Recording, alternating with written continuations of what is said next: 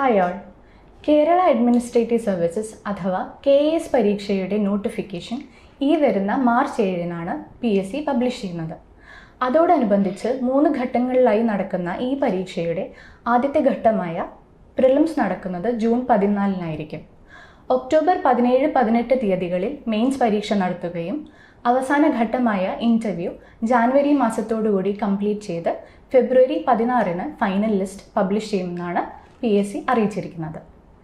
ഈ പരീക്ഷയെക്കുറിച്ച്, ഇതിലെ 3 ഘട്ടങ്ങളെക്കുറിച്ചും വിശദമായി അറിയാനായി നമ്മളോടൊപ്പം കൂടെയുള്ളത് കഴിഞ്ഞ KS പരീക്ഷയിൽ റാങ്ക് ലിസ്റ്റിൽ ഇടം നേടിയ ഭാഗ്യശ്രീ മാമാണ്. അപ്പോൾ കൂടുതൽ ഡീറ്റെയിൽസ് നമുക്ക് മാമിനോട് തന്നെ ചോദിച്ചറിയാം. Hi ma'am, welcome.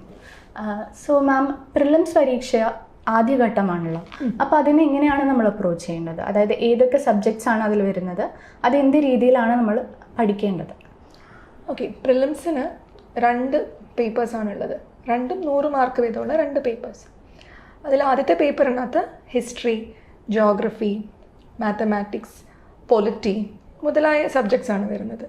Paper 2-നകത്ത് science and technology ഉണ്ട്, എക്കണോമി ഉണ്ട്, പിന്നെ ലാംഗ്വേജസ്, ഇംഗ്ലീഷോ അല്ലെങ്കിൽ മലയാളം, പിന്നെ ഓപ്ഷൻ ഉണ്ട്. ചിലർക്ക് കന്നഡയ്ക്കും തമിഴിനും ഒക്കെ ഓപ്ഷൻ കൊടുത്തിട്ടുണ്ട്. ഇങ്ങനെയാണ് 2 പേപ്പേഴ്സ് വരുന്നത്. എങ്ങനെയാണ് ചോദ്യങ്ങൾ വരുന്നതെന്ന് വെച്ച് കഴിഞ്ഞാൽ കുറച്ചൊന്ന് മാറി. സാധാരണ PSCയുടെ പരീക്ഷകളുടെ ഒരു രീതിക്ക് അപ്പുറം ഒരു ചെറിയ വ്യത്യാസം KS ആദ്യം വന്ന സമയത്ത് ഉണ്ടായിരുന്നു. കുറേയും കൂടി സിവിൽ സർവീസ് എക്സാമിനേഷൻ UPSCയുടെ ഒരു മോഡലിലൊക്കെ ഉള്ള ക്വസ്റ്റ്യൻസ് നമുക്ക് കാണാൻ പറ്റി.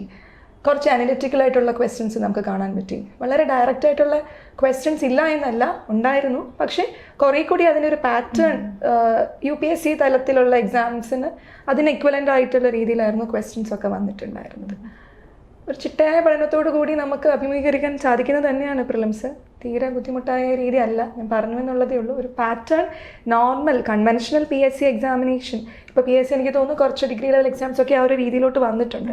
KSന് ശേഷമാണെന്ന് തോന്നുന്നു എല്ലാ ഡിഗ്രി ലെവൽ എക്സാംസ് ഒക്കെ ഒരു മോഡൽ മാറിയാണ് വരുന്നത്. അപ്പം നമുക്ക് എന്തായാലും PSC നടത്തുന്ന ഏറ്റവും ഉന്നത തരത്തിലുള്ള എക്സാം ആയതുകൊണ്ട് ആ ഒരു ഹയർ സ്റ്റാൻഡേർഡ് പ്രിലിംസിന് ഇനിയും എക്സ്പെക്ട് ചെയ്യാൻ സാധിക്കുന്നതാണ്. പ്രിലിംസ് പോലെ തന്നെ ഇമ്പോർട്ടൻ്റ് ആണല്ലോ ഈ ഒരു പരീക്ഷയിൽ മെയിൻസ്. അപ്പോൾ മെയിൻസിൽ ഇതുപോലെ തന്നെ ഏതൊക്കെ വിഷയങ്ങളാണ്? പ്രിലിംസിൽ നിന്ന് ഒരുപാട് വ്യത്യാസമുണ്ടോ? എങ്ങനെയാണ് നമ്മൾ പ്രിപ്പയർ ചെയ്യേണ്ടത് അതിന്? മെയിൻസും ഇതേ സബ്ജക്ട്സ് തന്നെയാണ് നമുക്ക് പറയാനുള്ളത്. പക്ഷേ ഈ മാത്സ് ഒന്നുമില്ല. ഇപ്പോൾ പേപ്പേഴ്സ് നോക്കിക്കഴിഞ്ഞാൽ 3 പേപ്പർ 1, പേപ്പർ 2, പേപ്പർ 3 ആയിട്ട് കാണാം. സബ്ജക്ട്സ് പ്രിലിംസിൻ്റെ അതേ സബ്ജക്ട്സ്. ഉദാഹരണം പറഞ്ഞു കഴിഞ്ഞാൽ ഞാൻ നേരത്തെ ഹിസ്റ്ററി പറഞ്ഞല്ലോ, ഈ ഹിസ്റ്ററി തന്നെയാണ് പേപ്പർ 1 മൊത്തത്തിൽ. ഹിസ്റ്ററി എന്ന് പറയുമ്പോൾ നമ്മളുടെ ഇന്ത്യൻ ഹിസ്റ്ററി, ഇന്ത്യയിൽ തന്നെ ഏൻഷ്യൻ്റ് ഇന്ത്യൻ ഹിസ്റ്ററി ഉണ്ട്, മീഡീവൽ ഇന്ത്യൻ ഹിസ്റ്ററി ഉണ്ട്, മോഡേൺ ഇന്ത്യൻ ഹിസ്റ്ററി വരുന്നുണ്ട്, വേൾഡ് ഹിസ്റ്ററി. ഇന്ത്യൻ കഴിഞ്ഞാൽ പിന്നെ നമുക്ക് വേൾഡ് ഹിസ്റ്ററി പറയാം. കേരള ചരിത്രം വളരെ പ്രാധാന്യമുണ്ട്. പിന്നെ അതുപോലെ തന്നെ കൾച്ചർ ഇതെല്ലാം സിലബസിൽ ഡീറ്റെയിൽ ആയിട്ട് പറയുന്നതാണ്. History paper 1. പേപ്പർ 2 ആകുമ്പോഴത്തേക്ക് അതിൽ പൊളിറ്റി, സയൻസ് ആൻഡ് ടെക്നോളജി ആണ് പേപ്പർ 2-ൽ വരുന്നത്. പേപ്പർ 3 ആകുമ്പോഴത്തേക്ക് അതിൽ എക്കണോമി, ജോഗ്രഫി, ഇങ്ങനെയാണ് ആ ഒരു സബ്ജക്ട് ഡിവിഷൻ പോയിരിക്കുന്നത്. പ്രിലിംസിനോടൊപ്പം, അല്ലെങ്കിൽ ഞാൻ പറയുന്നത് നമ്മുടെ പഠനം ഒരു പ്രിലിംസ് പെർസ്പെക്റ്റീവ് ആകരുത്. UPSCക്ക് പഠിക്കുന്ന അതേ ഒരു രീതിയിൽ തന്നെ മെയിൻസ് മനസ്സിലാക്കി, മെയിൻസ് പെർസ്പെക്റ്റീവിൽ നമ്മൾ പഠിച്ചു പോകുമ്പോൾ അത് പ്രിലിംസും കവർ ചെയ്യാൻ പറ്റും, മെയിൻസും വളരെ ഈസി ആയിട്ട് ചെയ്യാനായിട്ട് പറ്റും. മെയിൻസിന് ചോദ്യങ്ങൾ തന്നെ നമ്മൾ മനസ്സിലാക്കുകയാണെങ്കിൽ കഴിഞ്ഞ പ്രാവശ്യം ഇവർ നടത്തിയപ്പോൾ 3 മാർക്കും 5 മാർക്കുമായിട്ടായിരുന്നു ക്വസ്റ്റ്യൻസിൻ്റെ ഒരു മാർക്കിംഗ് ഡിവിഷൻ ഉണ്ടായത്. ഈ വർഷം അങ്ങനെ തന്നെയാണെന്നല്ല ഞാൻ പറയുന്നത്, അത് മാറി വരാം. UPSCയുടെ ഇഷ്ടപ്രകാരം PSC അവർ നിർണ്ണയിക്കുന്ന പോലെ മാറി വരായിരിക്കും. ഏത് രീതിയിലാണെങ്കിൽ തന്നെയും നമ്മൾ മനസ്സിലാക്കിയ ഒരു കാര്യം എന്താണെന്ന് വെച്ചാൽ വളരെ ക്രിസ്പായിട്ട് ആൻസർ കൺവേ ചെയ്യാൻ പറ്റണം. നമുക്ക് ഒരു ചോദ്യം ചോദിച്ചു കഴിഞ്ഞാൽ ഇപ്പോൾ 3 മാർക്കിനൊക്കെ തന്നെ ചില 3 മാർക്ക് ചോദ്യങ്ങൾക്ക് വെറും 5 ലൈനേ ഉണ്ടായിരുന്നുള്ളൂ. ചില 3 മാർക്ക് ചോദ്യങ്ങൾ കൂടുതൽ സ്പേസ്. അത് ആ ടൈം അനുസരിച്ച് നമ്മൾ അഡാപ്റ്റായി എഴുതുക എന്ന് പറയുന്നതാണ് അതിനൊരു വലിയ ചാലഞ്ച്. ഈ 5 മാർക്ക് ചോദ്യങ്ങൾ തന്നെയും എല്ലാത്തിനും ഒരേ രീതിയിലായിരുന്നില്ല മാർക്ക് ഡിസ്ട്രിബ്യൂഷൻ, മാറിയും തിരിഞ്ഞും ഒക്കെ വന്നിരുന്നു. സോ ഈവൻ 2 പേജിൽ 5 മാർക്കിൻ്റെ ചോദ്യങ്ങൾ വന്നതും എനിക്ക് ഓർമ്മയുണ്ട്. അപ്പം നമ്മൾ മനസ്സിലാക്കുന്നത് ആ ചോദ്യം അനുസരിച്ച്, ചോദ്യത്തിൻ്റെ പ്രസക്തി അനുസരിച്ചിട്ടാണ് ആൻസർ എഴുതുന്നത്. യൂഷ്വലി നമ്മളൊരു ആൻസർ എഴുതുമ്പോഴുള്ള ഇൻട്രഡക്ഷൻ, കൺക്ലൂഷൻ അങ്ങനെയൊന്നും എഴുതാൻ KSൽ നമുക്ക് സ്കോപ്പില്ല. വളരെ നമ്മൾ പഠിക്കുന്ന കാര്യം ക്രിസ്പായിട്ട് ഷോർട്ടായിട്ട് കൺവേ ചെയ്ത് കൊടുക്കുക ആൻസർ റൈറ്റിങ്ങിൽ. അതൊരു വലിയ ചലഞ്ചാണ്. ബിക്കോസ് സമയമൊരുതി 2 മണിക്കൂറിലാണ് നമ്മൾ ഇത്രയും ചെയ്യേണ്ടത്. അപ്പോൾ ഇനിയും മോഡൽ മാറ്റി വരാം, ഇതേ രീതിയിലാകണമെന്നില്ല. അപ്പം ഏത് രീതിയിലായാലും അതിനനുസരിച്ച് നമ്മൾ അഡാപ്റ്റ് ആകുക എന്നുള്ളതാണ് ആദ്യം ഒരു ഉദ്യോഗാർത്ഥി മനസ്സിലാക്കേണ്ടത്. ഫൈനൽ സ്റ്റേജ് ആണ് ഇൻ്റർവ്യൂ. അപ്പം ഇൻ്റർവ്യൂവിൽ എന്ത് അപ്രോച്ചാണ് നമ്മൾ എടുക്കേണ്ടത്? അത് UPSC ഇൻ്റർവ്യൂസ് പോലെ തന്നെ സിമിലർ ആണോ? UPSCയുടെ സ്റ്റാൻഡേർഡ് പുലർത്തിയ ഒരു ഇൻ്റർവ്യൂ തന്നെ ആയിരുന്നു KSന്റെ ഇൻ്റർവ്യൂവിൽ. PSCയുടെ മെമ്പേഴ്സും അതോടൊപ്പം തന്നെ അല്ലാത്ത ആൾക്കാരും സബ്ജക്റ്റ് എക്സ്പേർട്സും ഒക്കെ ഉണ്ടായിരുന്നു അതിന് ബോർഡിൽ. വളരെയധികം അതായത് കണ്ടംപററി ആയിട്ടുള്ള ഇഷ്യൂസും സബ്ജക്റ്റായിട്ടുള്ള നോളജും ഈവൻ ഇൻ്റർവ്യൂവിലൊക്കെ തന്നെ UPSC ബാക്ക്ഗ്രൗണ്ട് ആയതുകൊണ്ട് എൻ്റെ അടുത്ത് അന്ന് എൻ്റെ ഓപ്ഷണലിലുള്ള വളരെ ഡെപ്തിലുള്ള ചോദ്യങ്ങൾ വരെ അന്ന് ചോദിച്ചിട്ടുണ്ടായിരുന്നു. നമുക്ക് ഇപ്പം KSന്റെ പ്രിപ്പറേഷൻ പോലെ തന്നെ ഇമ്പോർട്ടൻ്റ് ആണല്ലോ എന്ത് സോഴ്സിൽ നിന്ന് നമ്മൾ പ്രിപ്പയർ ചെയ്യുന്നു എന്നുള്ളത്. അപ്പം എന്തുകൊണ്ട് Enlight, like why choose Enlight? തീർച്ചയായിട്ടും എൻലൈറ്റിൽ ഉള്ള പ്രത്യേകത എന്താണെന്ന് വെച്ച് കഴിഞ്ഞാൽ ദിസ് ഇൻസ്റ്റിറ്റ്യൂട്ട് തുടങ്ങിയിട്ട് ഓൾമോസ്റ്റ് മോർ ദാൻ 8 വർഷമായി. And over these course of years UPSCയിൽ വളരെ ഒരുപാടധികം റിസൾട്ട്സ് നമ്മൾക്ക് കൊണ്ടുവരുത്താനായിട്ട് സാധിച്ചിട്ടുണ്ട്. അപ്പോൾ ഞാൻ നേരത്തെ പറഞ്ഞ പോലെ തന്നെ KSലും സിമിലർ ടു UPSC ആണ്.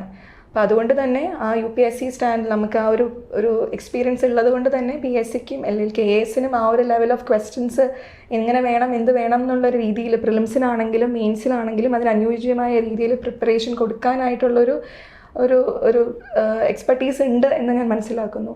മോറോവർ ഇപ്പം ഞങ്ങളിവിടെ തന്നെ പലരും ഈ ഒരു എക്സാം പാസ്സായി റാങ്ക് ലിസ്റ്റിലുള്ള ആൾക്കാർ ഇവിടെ ഉണ്ട്, പഠിപ്പിക്കാനായിട്ടുണ്ട്. അപ്പം നമ്മൾ ഒരു കാര്യം അന്ന് ചെയ്തത് എന്താണെന്ന് വെച്ച് കഴിഞ്ഞാൽ ഞങ്ങളുടെയൊക്കെ പേപ്പർ അന്ന് എടുത്തിരുന്നു.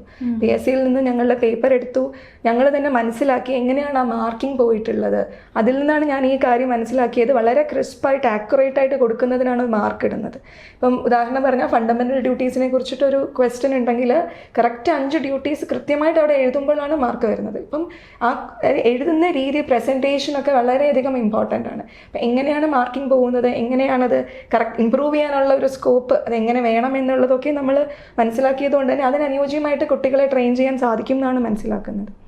മോറോവർ കഴിഞ്ഞ പ്രാവശ്യത്തെ റിസൾട്ട്സും ഒരു 60-ന് മേലെ റിസൾട്ട് എൻലൈറ്റിൽ നിന്നും KSൽ ഉണ്ടായിട്ടുണ്ട്. ഇപ്പം 5th റാങ്ക് കിട്ടിയ ഗൗതമൻ, സർവീസിലുള്ള ഒരുപാട് സുർജിത്ത്, നന്ദന മുതലായ ഒരുപാട് സ്ട്രീം 1 ആണ്. ഇതുപോലെ സ്ട്രീം 2ലും 3ലും തന്നെ ഒരുപാട് ആൾക്കാർ നമ്മളുടെ ഇതിൽ നിന്നും ക്ലിയർ ആയിട്ടുണ്ട്. ഡോക്ടർ ശീതൽ എനിക്കൊന്ന് സ്ട്രീം 2 ആണ്. പിന്നെ സ്ട്രീം 3 ഒരു അനൂപ് സാറിനെ കുറിച്ച് ഡെഫിനറ്റ്ലി ഒരുപാട് പേര് ഇപ്പം ഇവിടെ നിന്ന് പ്രിപ്പയർ ചെയ്തു, ക്ലിയർ ചെയ്തു. ഇപ്പോൾ സർവീസിൽ ട്രെയിനിങ് കഴിഞ്ഞ് ഇപ്പം പോയിന്റ് ഒരുപാട് പേരുണ്ട്. അപ്പം അത് തന്നെ ആദ്യമായിട്ട് നടത്തിയൊരു പരീക്ഷയിൽ ഇത്രയധികം വിജയം വന്നു എന്ന് പറയുന്നത് തന്നെ ഒരു വലിയ നേട്ടമാണ്. അപ്പം കാലം കഴിയുന്നതോറും നമ്മളെല്ലാവരും ഇമ്പ്രൂവ് ചെയ്യും. ഇപ്പം ഞങ്ങളും തിരിച്ചറിഞ്ഞു വാട്ട് ഈസ് റിക്വയർഡ് എന്നുള്ളത്. ഞാനൊരു ചെറിയ ഉദാഹരണമാണ് പറഞ്ഞത്. അന്ന് തന്നെ ഞങ്ങൾ പേപ്പേഴ്സ് എടുത്ത് നോക്കിയിരുന്നു. ഇപ്പോൾ സ്റ്റുഡൻസിൻ്റെ തന്നെയാണെങ്കിലും ടോപ്പ് വന്നവരുടെയൊക്കെ ഞങ്ങൾ എടുത്ത് നോക്കി ആ ഒരു പാറ്റേൺ മനസ്സിലാക്കി വെച്ചിട്ടുള്ളത് കൊണ്ട് തന്നെ അത് ഇനിയുള്ളൊരു പ്രിപ്പറേഷൻ, ഇനിയൊരു പരീക്ഷ വന്നാലും ഒരിക്കലും അതേ രീതിയിലാകില്ല, വ്യത്യാസം ഉണ്ടാകും. പക്ഷെ എന്നിരുന്നാലും നമുക്ക് അതിൻ്റെ ഒരു പൾസ് മനസ്സിലാക്കാൻ സാധിച്ചിട്ടുണ്ടെന്ന് തന്നെയാണ് ഞാൻ മനസ്സിലാക്കുന്നത്. ഈ ഒരു പരീക്ഷയെക്കുറിച്ച് വളരെ ഡീറ്റെയിൽഡായി തന്നെ ഭാഗ്യശ്രീ മാം നമുക്ക് പറഞ്ഞു തന്നിരിക്കുന്നു. ഈ ഒരു പരീക്ഷയിൽ നിങ്ങളെ സഹായിക്കാനായി എൻലൈറ്റ് IAS ഇത്തവണയും നിങ്ങളോടൊപ്പമുണ്ട്. ജോലി ചെയ്യുന്നവർക്കായും വിദ്യാർത്ഥികൾക്കായും UPSC പ്രിപ്പയർ ചെയ്യുന്ന വിദ്യാർത്ഥികൾക്കായും സ്പെഷ്യലി ക്യൂറേറ്റഡ് കോഴ്സുകൾ എൻലൈറ്റ് IAS ഇത്തവണയും ഓഫർ ചെയ്യുന്നുണ്ട്. അതിൻ്റെ ഡീറ്റെയിൽസ് ഈ വീഡിയോടൊപ്പം ചേർത്തിരിക്കുന്നു.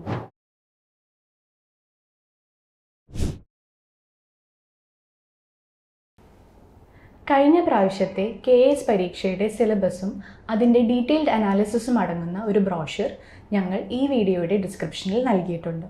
Four further details please contact Enlight IAS. Thank you.